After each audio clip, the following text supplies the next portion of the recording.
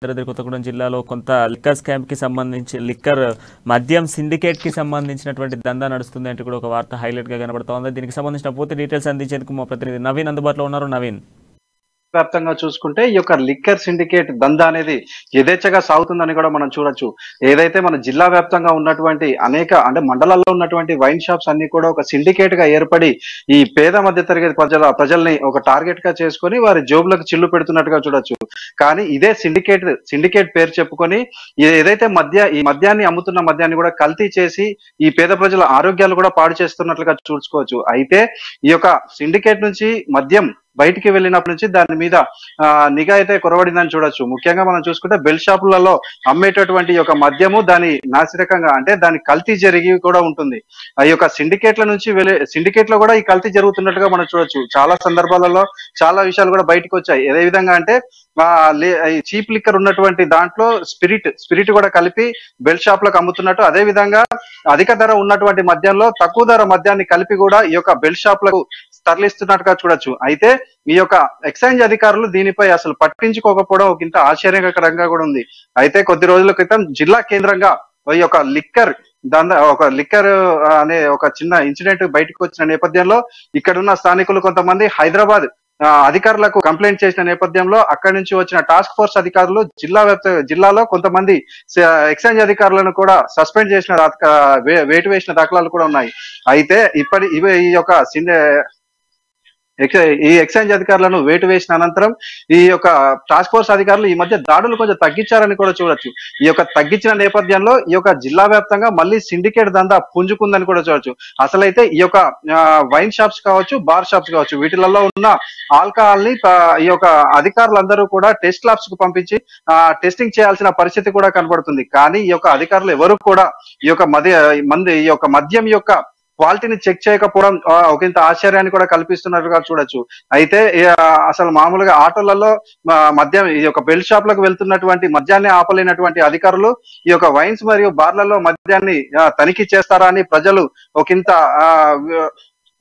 ఒక విధంగా మాట్లాడుకోకుండా మనం చూసుకోవచ్చు. ప్రణయ్, సో నవీన్, అదే విధంగా బెల్ట్ షాప్లలో అధిక ధరకు మద్యం అమ్ముతున్నట్టుగా తెలుస్తుంది. దాదాపుగా కూడా ఒక బాటిల్ పై 20 నుంచి 50 రూపాయల వరకు కూడా అదనంగా అమ్ముతున్న సిచ్యువేషన్స్ ఉన్నాయి. సో అధికారులు ఎందుకు నిర్లక్ష్యం చేస్తూ ఉన్నారు? బెల్ట్ షాపులతో ఎంతో మంది ప్రజల్ని అన్యాయం చేస్తూ అక్కడ బెల్ట్ షాపులు నడిపించేటువంటి యజమానులు పెద్ద ఎత్తున కూడా ఇటు లాభాలను చేపడుతున్న పరిస్థితులు ఉన్నాయి కదా. ఈ బెల్ షాప్లలో అనధికార ఏదైతే మనకి వైన్ షాప్లలో పర్మిట్ రూట్స్ ఉంటాయో ఆ విధంగా ఈ బెల్ షాప్లలో ఈ సిట్టింగ్ తో కూడినటువంటి అనేక బెల్ షాపులు కూడా మనం జిల్లా వ్యాప్తంగా కూడా చూసుకోవచ్చు.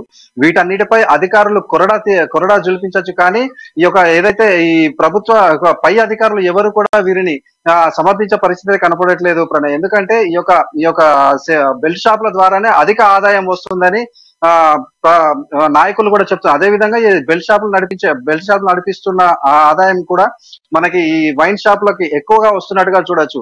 మనం ఈ యొక్క వైన్ షాప్ నుంచి ఈ లిక్కర్ ను బెల్ షాపుల వారికి ఒక 20 రూపాయలకి ఎక్కువ ఇచ్చుకుంటే బెల్ షాపుల వారు ఈ యొక్క మద్యం బాబుల వరకు వచ్చేసరికి సుమారు 1 కోటి రూపాయలు 50 రూపాయలు అధికంగా కూడా అమ్ముతున్నారు. దీనితో ఏదైతే కూలీ నాలి చేసుకున్నటువంటి ఈ యొక్క వీరు ఉంటారో వీరిపై అధిక ఉంది. కానీ కూడా ఈ యొక్క చర్యలు తీసుకోవడం లేదు. అదే విధంగా ఈ యొక్క మద్యం సిండికేట్ పై కూడా ఎటువంటి చర్యలు తీసుకోవట్లేదు. ఈ యొక్క మద్యం సిండికేట్ గా ఏం చేస్తున్నారంటే ప్రతి ఒక్క అటు అధికారులు కావచ్చు, ఇటు మరే ఇతర వర్గాలకు చెందిన వారందరినీ కూడా ముడుపులు అప్పజెప్పే ధోరణిలో అయితే మనం చూసుకోవచ్చు. వీటన్నిటిని చూసుకుంటే మరొకసారి టాస్క్ ఫోర్స్ అధికారులు ఈ యొక్క జిల్లాపై దాడులు నిర్వహించి ఈ యొక్క మద్యం సిండికేట్లను బంద్ చేపించి ఈ కల్తీ మద్యాన్ని అదుపు చేయాలని జిల్లా ప్రజలందరూ కూడా కోరుకుంటున్నట్టు తెలుస్తుంది. సో అదేవిధంగా గతంలో కూడా ఎక్సైజ్ డిపార్ట్మెంట్కి సంబంధించినటువంటి అధికారులు తనిఖీలు నిర్వహిస్తాము, తనిఖీల్లో భాగంగా అనేక బెల్ట్ షాపులను కూడా సీజ్ చేసామంటూ ప్రకటనలు ఇచ్చారు. సో ఇదంతా నామమాత్రమేనా?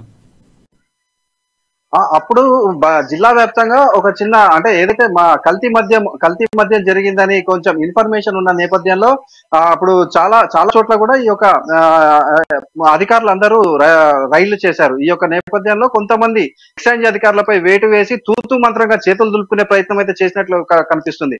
అదే మొత్తంగా మనం చూసుకుంటే అదే అధికారులు అందరూ నిర్దిష్టంగా ఉండి ఈ యొక్క జిల్లా వ్యాప్తంగా కాదు మన రాష్ట్ర వ్యాప్తంగా చాలా చోట్ల కూడా ఈ యొక్క సమస్య ఉన్నట్లుగా మనకు తెలుస్తుంది.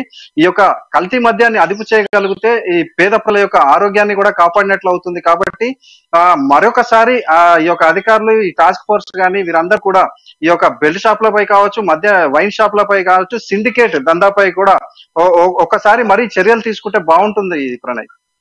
సో నవీన్, ఇప్పుడు జిల్లాకి సంబంధించినటువంటి ఎక్సైజ్ కమిషనర్ ఉంటాడు. ఎక్సైజ్ కమిషనర్కి దరఖాస్తు పంపించేటువంటి ఛాన్సెస్ ఏమైనా ఉన్నాయా? అక్కడ ఉన్నటువంటి ఈ ఏదైతే లిక్కర్కి సంబంధించినటువంటి దందా నడుస్తున్న నేపథ్యంలోనే కల్తీ లిక్కర్ కావచ్చు, దాంతోపాటుగా అధిక రేట్లు కూడా స్పష్టంగా కనబడతా ఉన్నాయి. ఈ సిండికేట్తో నడిపిస్తున్నటువంటి దందాకి సంబంధించి ఎక్సైజ్ కమిషనర్ కంప్లైంట్ చేస్తే ఏదైనా చేకూరేటువంటి, అంటే ప్రజలకు లాభం చేకూరేటువంటి ఛాన్సెస్ ఉన్నాయా?